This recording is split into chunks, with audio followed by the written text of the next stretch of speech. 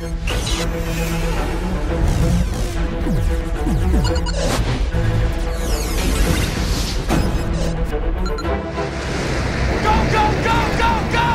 Airborne. Quiet. I am as surprised to be here as you are. We were not intended to support the invasion of Italy, but after steamrolling inland, it would look like an easy victory. Our mission is here, Sicily, the village of Adante. Store shelves have been so completely saturated by World War II themed shooters that it's rather difficult to get excited about having to play through yet another one. And to be quite honest, it's been a bumpy road for the Medal of Honor series, with the quality ranging from excellent to abysmal.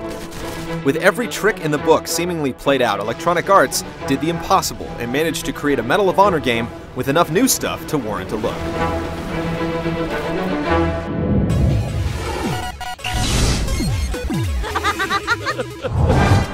With nearly every major and minor battle forever etched in the minds of gamers everywhere, Airborne invites players to fly the not-so-friendly skies as Private First Class Boyd Travers, paratrooper in the 82nd Airborne Division. After a quick tutorial on how to jump out of a plane and land safely, the player is whisked off to Italy for the first in a series of missions that give a bird's-eye perspective to famous battles like Market Garden, Operation Avalanche, and of course Normandy, because you can't have a World War II game without referencing Normandy.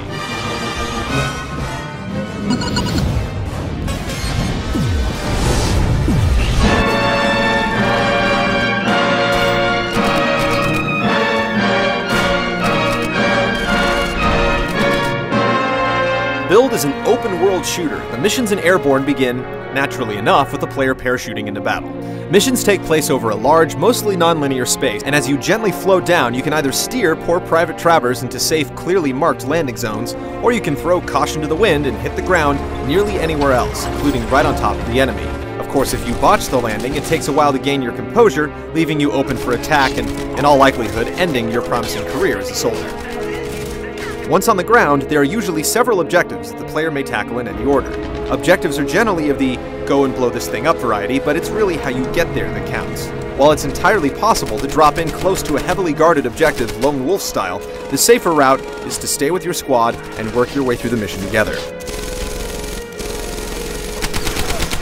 Firefights are a grim business in this game. The days of charging into the fray guns blazing are over. All that'll do is earn you a trip back to your plane for a respawn. Instead, Airborne encourages a more careful approach, whereby players must use cover and, get this, actually aim their weapon for maximum efficiency. While it's certainly possible to shoot from the hip, your chances of hitting anything is between slim and none. Careful shots earn not only more kills, but the ability to upgrade your weapons. For example, upgrades to your Thompson machine gun help stabilize the weapon and increase its magazine size. Garand upgrades improve aim accuracy. No, none of this is particularly realistic, but after mowing down hundreds of enemy soldiers, all thoughts of realism were placed squarely on the back burner. Because many of the objectives can be attempted in multiple ways, much of the scripting and narrative drama that has been a hallmark of the series has been stripped away. In its place is a very effective feeling of attrition. Enemy soldiers will try to hold key positions on the map, and the only way to stop them from spawning into the area is to physically advance on their location and force them to retreat. We'll take this over linear scripted sequences any day of the week.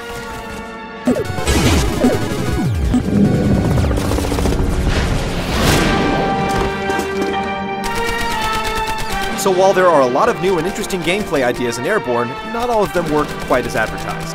Players will quickly discover that despite the promise of being able to parachute into the game from anywhere, there are some pretty big restrictions on where you can and can't land. Many areas are surrounded by invisible walls that gently steer the player in a different direction, and once you're on the ground, most objectives need to be approached from a single direction.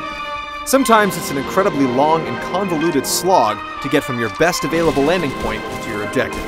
If you happen to die along the way, you'll have to do the whole thing all over again. While the aiming and cover mechanics are excellent, especially when you get used to the more measured pace of the game, enemy AI is ruthlessly efficient. Even with fairly inaccurate weapons, the enemy is able to hit you from ridiculously great distances. It makes the whole thing feel a lot harder than it should be. You often end up dead before you even know what hit you. This means you'll be replaying the same mission over and over again. Fortunately, Airborne encourages and rewards repeated play. Once you've leveled up some of your weapons, things do get a lot easier. Even though parachuting isn't quite as great as we were expecting, you're rewarded for completing special skill drops, like landing on top of a column or inside an abandoned cottage.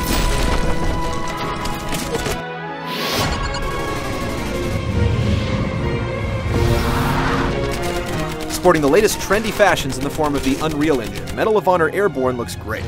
Sure, we've all seen plenty of war-torn European towns, but Airborne really makes an attempt to put on the pretty. Sound design, however, is mixed.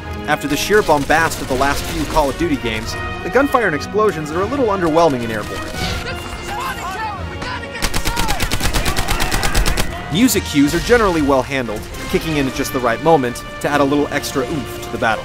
But it has to be said that the use of the lone, majestic trumpet, a Medal of Honor staple since the beginning, has been so overused that it's almost reached the point of parody. While Medal of Honor Airborne doesn't manage to make the World War II shooter relevant again, it does add some fresh and interesting ideas to the mix. The lack of narrative finesse and the toning down of the scripted events was a good call. It's not quite the open-world shooter that was promised, but it's definitely a step in the right direction.